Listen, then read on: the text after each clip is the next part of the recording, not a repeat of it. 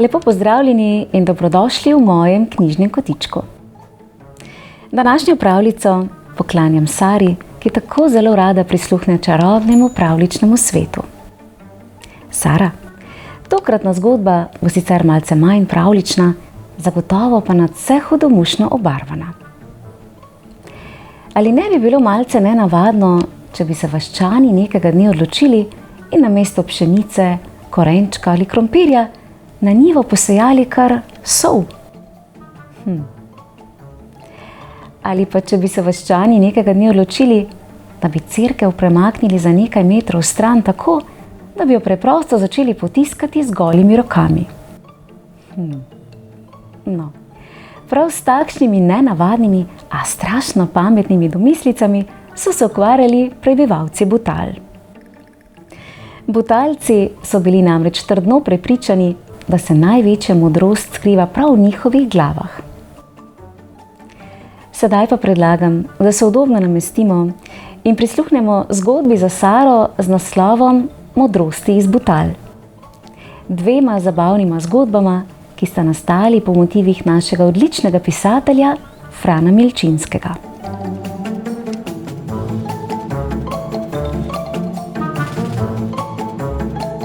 Če bi se kdaj potepali po krajih in bi prišli do vasi, kjer so ljudje tako neizmerno pametni, da se jim še sosedje, vaščani Tepančani oddaleč klanjajo, potem vedite, da ste prišli v Butale. Butalci so ljudje posebne sorte. Verjamejo, da se modrost ne skriva v številnih knjigah, temveč kar v njihovih glavah. In ker so bili Butalci od nekdaj varčni in tudi podjetni, so nekega dne prišli do nenavadne ugotovitve. Opazili so namreč, da je sol v trgovinah zelo draga. Vsakič, ko so kuhali govejo juho ali solili krompir, so ugotavljali, da denar kar puhti iz njihovih denarnic. Butalski župan, ki je veljal za najbolj bistrega med vsemi, je nekega večera v gostilni udaril po mizi in predlagal: Poslušajte me, dragi vaščani. Če sejemo pšenico, zraste pšenica. Če sadimo krompir, zraste krompir. Če sejemo korenje, zraste korenje. Zakaj ne bi torej posejali soli? Tako bi jo imeli doma, na domači njivi, in nam nikoli več ne bi bilo treba v trgovino. Pa še prihranili bi. Butalci so ob tej modrosti ostrmeli. Takoj so sklenili, da bodo najboljšo njivo, tisto tik pod hribom, namenili za novo poljščino.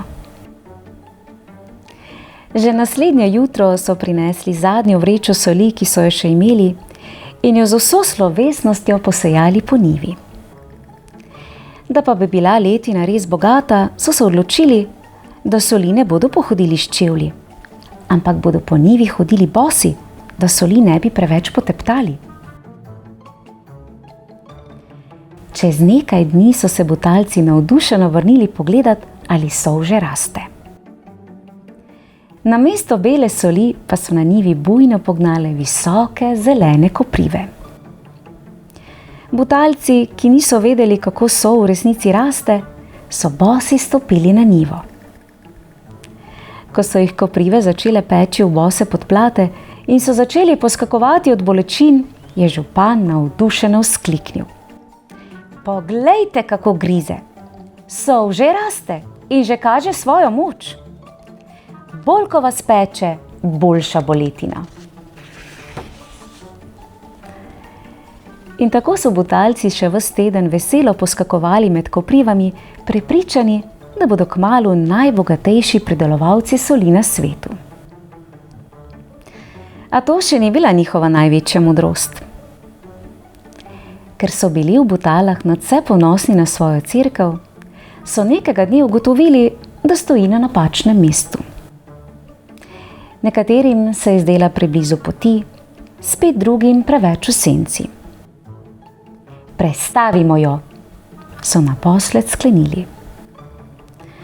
Ker pa Butalci niso hoteli cerkve podreti in jo znova sezidati, so se odločili, da jo bodo preprosto potisnili za nekaj metrov stran.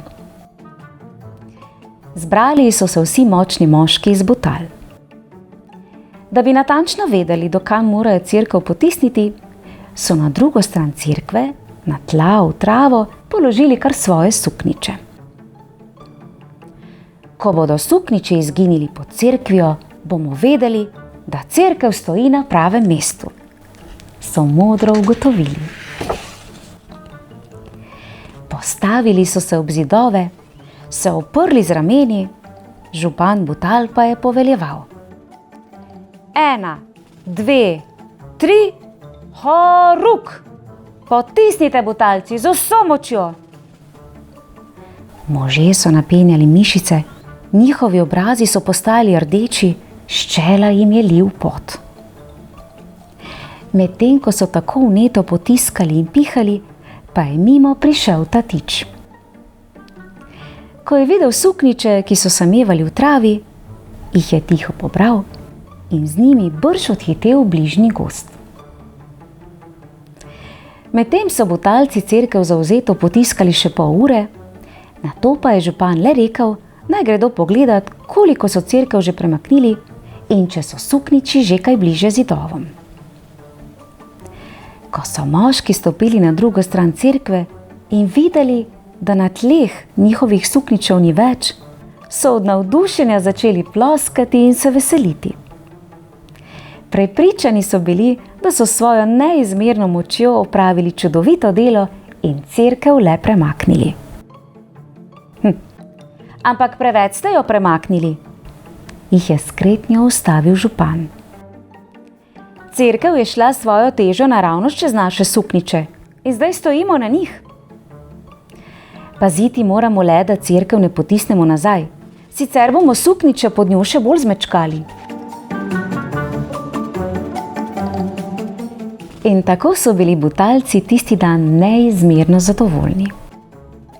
Imeli so njivo, na kateri je zrasla sol in jih je grizla v bose noge, in še cerkev, ki so jo svojo neizmerno močjo prestavili kar čez lastna oblačila. In če boste kdaj obiskali Butale, vam bodo vaščani še danes s ponosom povedali, da takšne pameti, kot je njihova, ne najdete nikjer drugje na svetu.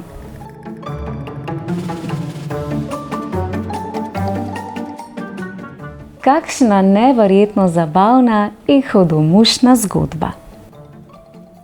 Butalci so dokazali, da sta dobra volja in neizmerno prepričanje v lastno pamet včasih dovolj, da se tudi pošteno nasmejemo. Sara, verjamem, da si uživala v poslušanju teh dveh zabavnih butalskih prigod in da so ti Butalci s svojimi modrostmi narisali velik nasmeh na obrazu. V mojem knjižnem kotičku pa lahko prisluhnete še eni slovenski zgodbi z naslovom Martin Krpan z Vrha. Prijazno vabljeni k poslušanju. Pravljičen pozdravček Sari, ter pa seveda vsem ostalim poslušalcem pravljičnega sveta v mojem knjižnem kotičku. Čau, čau! No, ste pa res zabavni.